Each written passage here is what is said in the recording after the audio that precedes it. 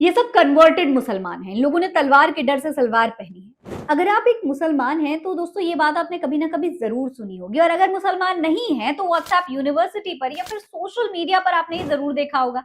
लेकिन सच क्या है? क्या वाकई इस्लाम तलवार के जोर से फैला? चलिए इस्लाम वर्सेस मिथ के आज के पहले एपिसोड में इस टॉपिक को डिटेल में समझते हैं। सलाम नमस्ते, मेरा नाम फरीन अंसारी है और ये वीडियो आप मेरे official channel Farheen Ansari official की Ramzan series Islam versus myth पर देख रहे हैं। दोस्तों आपने अक्सर सुना होगा कि इस्लाम तलवार के जोर पर फैला। मुसलमान जहां गए वहां तलवार के दम पर लोगों को मुसलमान बना दिया। जो इस्लाम नहीं अपनाए उन्हें मार दिया गया। इस्लाम की बुनियाद ही हिंसा है। ऐसी बातें स्कूल की किताबों में, व्हाट्सएप यूनिवर्सिटी में, टीवी डिबेट्स में और तो और सोशल मीडिया पर जहर की तरह फैलाई गई। ये देखिए, प्रधानमंत्री के साथ डीपी लगाने वाले अकाउंट्स भी इस तरीके के दावे करते हैं, लंबे लंबे ट्वीट्स लिखते हैं। बड़े बड़े टीवी चैनल्स इस बात पर डिबेट करते हैं।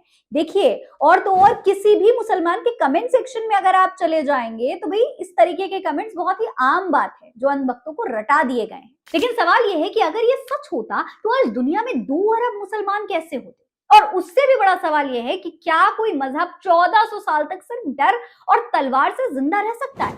दोस्तों दुनिया में मुसलमानों की कुल आबादी लगभग 2 अरब यानी कि 200 करोड़ से ज्यादा है, जो वैश्विक जनसंख्या का लगभग 25 से 26% हिस्सा है। ये इस्लाम को दुनिया का दूसरा सबसे बड़ा और सबसे तेजी से बढ़ने वाला धर्म बनाता है। तो क्या इतने सारे लोगों को डराकर कन्वर्ट करना आपको लगता है पॉसिबल है?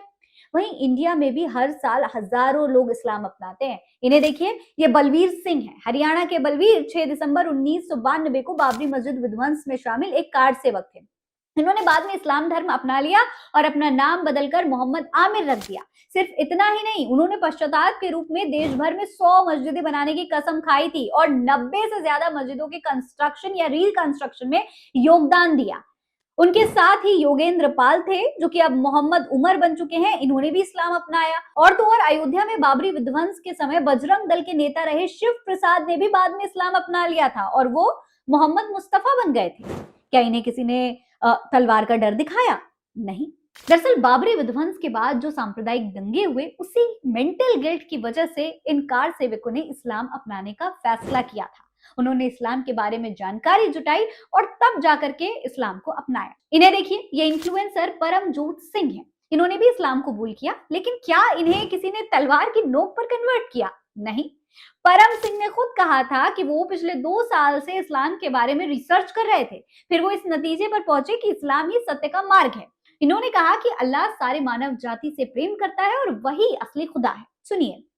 हाँ, ये बात बिल्कुल सही है कि मैंने इस्लाम कबूल किया है। अभी बहुत सारे लोग खुश हो रहे होंगे एंड अगर आप खुश हो रहे हो तो मुझे मुबारकबाद जरूर देना। अब आप कहेंगे कि भैया मुगलों के दौर में औरंगजेब के शासन में ऐसा हुआ करता था, तो इसके लिए भी आपको इतिहास पढ़ने की जरूरत है।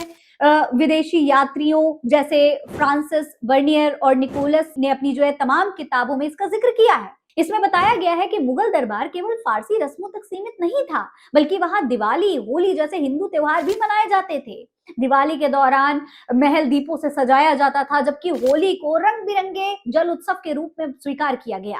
वहीं इतिहासकारों के अनुसार मुगल शासक औरंगजेब के पहले कार्यकाल यानी 1658 से 1678 तक दरबार में कुल 105 हिंदू लोग काम करते थे, जिसमें से 71 राजपूत, 27 मराठा और 7 दूसरे हिंदू समुदाय के लोग थे। वहीं उनके 1679 से 1707 तक औरंगजेब के दूसरे कार्यकाल के दौरान मुगल दरबार में कुल 182 हिंदू काम करते थे, जिसमें से 73 राजपूत, 96 मराठा और 13 दूसरे हिंदू समुदाय के लोग थे। आप सोचिए कि अगर तलवार के दम पर ही इस्लाम को फैलाना होता तो सबसे पहले निशाना तो यही बनते। लेकिन औरंगजेब और तमाम मुगल शासकों के दरबार में हमेशा से हिंदू लोग काम किया करते थे। दोस्तों आप समझिए इस बात को कि अगर इस्लाम तलवार से फैलने की इजाजत देता तो सबसे साफ आदेश तो इसका कुरान में ही होता, क्योंकि जो मुसलमान हैं वो कुरान में लिखी हुई बातों को ही सही मानते हैं।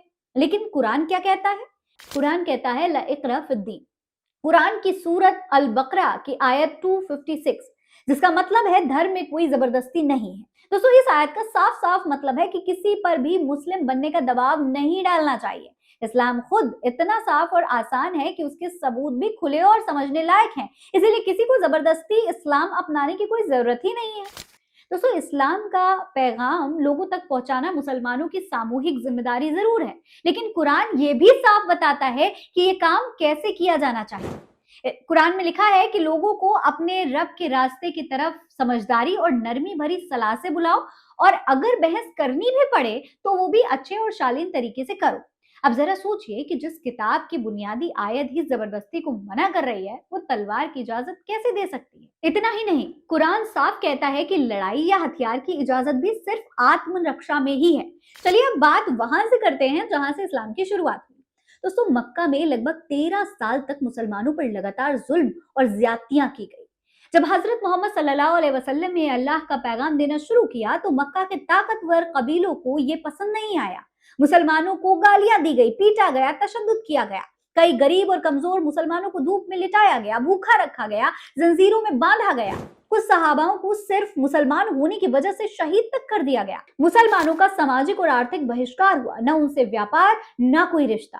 3 साल तक तो हालात ऐसे रहे कि खाने तक को कुछ नहीं था, लेकिन फिर भी लोगों ने इस्लाम अपनाया क्योंकि इस्लाम को समझा, तलवार से या डर कर नहीं। और तो और दोस्तों पैगंबर मोहम्मद सल्लल्लाहु अलैहि वसल्लम ने खुद फरमाया है कि जो किसी गैर मुसलमान पर जुल्म करेगा, मैं कयामत के दिन उसके खिलाफ खड़ा हो जाऊंगा। सोचिए अगर इस्लाम तलवार से फैलता तो गैर मुसलमानों की सुरक्षा की इतनी सख्त हिदायत क्यों होती। अब बात करते हैं एक ऐसे ऐतिहासिक समझौते की जिसे इतिहासकार भी सही मानते हैं, ट्रीटी ऑफ हुदैबिया।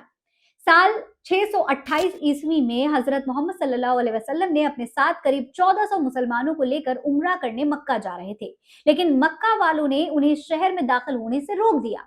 दोनों पक्षों के बीच काफी तनाव बढ़ा, लेकिन जंग फिर भी नहीं हुई।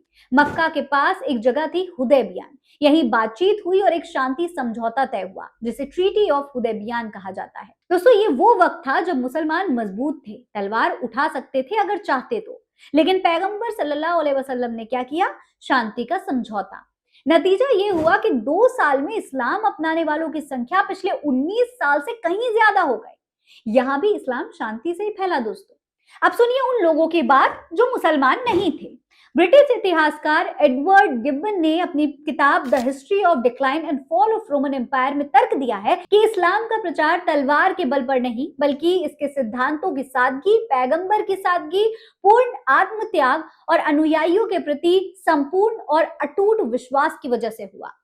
सर थॉमस अर्नोल्ड ने अपनी किताब द प्रीचिंग्स ऑफ इस्लाम में तर्क दिया है कि इस्लाम का प्रसार तलवार के जोर पर नहीं बल्कि मिशनरी गतिविधियों, सूफी संतों और सामाजिक आर्थिक कारकों के माध्यम से हुआ। डी लेसी ओलेरी ने 1923 में स्पष्ट किया है कि इस्लाम का तलवार के बल पर फैलना एक हास्यास्पद कहानी और गलत धारणा है। उन्होंने माना कि मुस्लिम विजेता जबरन धर्मांतरण के बजाय अपना प्रभुत्व स्थापित करना चाहते थे और इस्लाम का अधिकांश प्रसार स्वैच्छिक था। दोस्तों अगर इस्लाम तलवार से फैला होता तो इंडोनेशिया कैसे मुसलमान होता, जहां कोई इस्लामी सेना आज तक पहुंची ही नहीं।